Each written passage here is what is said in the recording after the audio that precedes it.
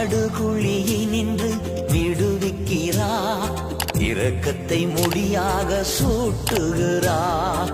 படுகுழியினின்று விடுவிக்கிறார், இரக்கத்தை முடியாக சூட்டுகிறார்.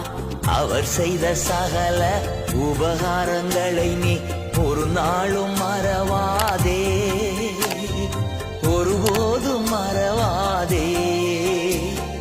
என் உயிரே ஆண்டவரை போற்று, முழு உள்ளமே அவர் பெயரை போற்று.